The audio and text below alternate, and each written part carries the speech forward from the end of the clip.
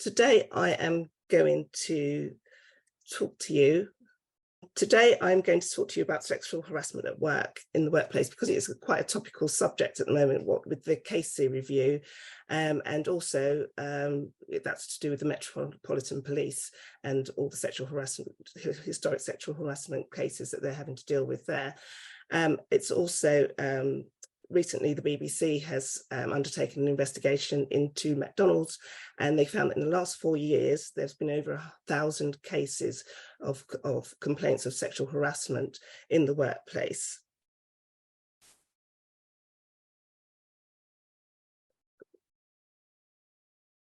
Sorry. Okay, so what is sexual harassment? Sexual harassment is unwanted conduct which is of a sexual nature. The Equality Act protects the following people against sexual harassment at work. That's employees and workers, contractors, and those who are self-employed, who do work personally, job applicants. And to be sexual harassment, the unwanted conduct must be have either violated someone's dignity, whether it's intended or not by the perpetrator, or it has created an intimidating, hostile, and degrading environment, which is offensive or humiliating for the person who is being harassed. Employers must also do what they can reasonably do to protect their staff from harassment and take steps to prevent it. Employers should aim for a zero tolerance when it comes to harassment.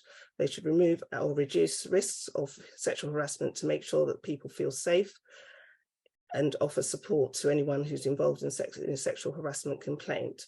They should provide training, and they should let people know who work for them or who take on their services that have a zero tolerance towards sexual harassment. If somebody works for you who makes a complaint of sexual harassment, then you should ask why this complaint has arisen and what steps you need to take to change the position. You should put policies and procedures in place and follow the ACAS code of conduct of practice on disciplinary and grievance to ensure that a fair process is followed. Staff should be trained to recognise and understand what harassment is, ideally in their first month of employment. You should also train someone in HR or management or another member of staff to advise somebody who might be feeling they need to make a complaint of sexual harassment. Judi? Yeah, my slideshow's not working properly. Yeah. Let me just try again. That's it. That's it. So who's responsible? Employers should, as I said, should take every step that they can to make sure that the harassment doesn't happen in the first place. If you are, or if an individual is harassing someone, it's their own responsibility. They're responsible for their own actions. An employer can be liable for the actions of an employee, so they could be vicariously liable for their actions and therefore could end up in court as a result of the actions of their employees. And employers owe a duty of care to look after the well-being of their employees. If they don't, and in some cases this could lead to a serious breach of contract, of the employment contract, and if the employee feels that they have to resign as a result of the harassment, then the employer could face a claim for sexual harassment and constructive dismissal. All cases of sexual harassment should be taken seriously and should be handled sensitively by the employer. And that's being sensitive to the people who have made the complaints about harassment, or somebody who's witnessed it, or even the harasser themselves, because it's only an allegation at that stage. Anybody can experience sexual harassment. It might be towards men, women, person of any gender or sexual orientation, and it can be carried out by someone of the same sex, someone of a different sex, or anyone of any gender identity.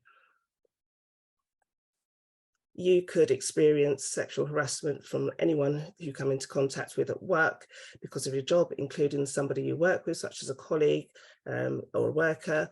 It could be your manager, it could be your supervisor, or someone who's high profile or has an influence over the business, such as everyone knows about the case of Jimmy Savile. He used his high profile to perpetrate sexual harassment in his volunteering work.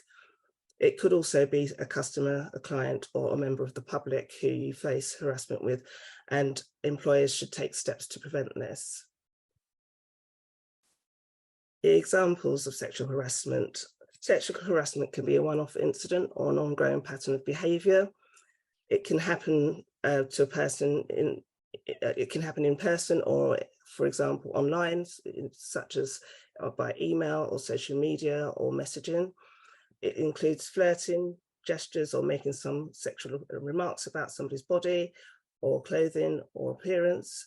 Could be asking questions about somebody's sex life, telling sexually offensive jokes, making sexual comments or jokes about someone's sexual orientation or gender reassignment, displaying or sharing pornographic material or sexual images, touching someone against their will, for example, giving them a hug, or it could even obviously be something as serious as sexual assault or rape. What some people might consider to be joking or banter or part of the workplace culture is still sexual harassment if the behaviour is of a sexual nature, if it's unwanted, it violates the dignity or creates a hostile, intimidating, degrading or humiliating or offensive environment for them. Sexual harassment can be directed at an individual, but it's also can be a culture of sexual harassment in the workplace that's not specifically aimed at one person, such as sharing sexual images. Someone could still make a complaint for sexual harassment in those situations. An example of sexual harassment is, say, Tracy is the only woman in her team. Her supervisor, Michael, regularly makes comments about women, and Tracy finds this insulting and humiliating. For example, he might say, the industry shouldn't let women in. This is harassment because of a person's sex rather than sexual harassment. But if Michael starts making sexual comments about Tracy's body, getting very close to her and resting his hand on her arm, that makes Tracy feel uncomfortable and intimidating. This is sexual harassment, and Tracy could make a claim for both sexual harassment and harassment just generally under the Equality Act. I'm going to see if I can run a quick video for you. Alicia and Matt work together in a supermarket. They've worked together for a while now, and even though Matt liked the attention at first, he started to get uncomfortable with how Alicia behaves towards him. Is this sexual harassment? Thank you. Thanks. So Matt, what are you up to this weekend? Not much. Are you doing any overtime on Sunday? No, not this weekend. Because we said that we'd meet up for a meal sometime? Actually, I'm not really free. Even though he liked the attention when they first met, Matt is clearly uncomfortable and Alicia's behavior is now unwanted. So this is sexual harassment. Even though it isn't professional, this behavior would not be sexual harassment if Matt welcomed it. And thank you. That is the end of my talk. And those are my contact details if you should need them.